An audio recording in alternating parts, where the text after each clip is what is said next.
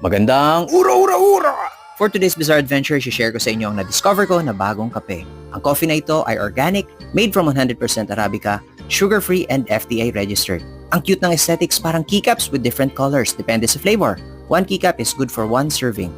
Madali lang i-prepare, buksan sa baba, isalin ang crystallized coffee powder sa baso na may tubig, ilang segundo lang, madidissolve na lahat ng powder.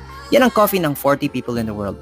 Punta lang kayo sa TikTok shop ko na nasa TikTok profile ko, Joe Starscream.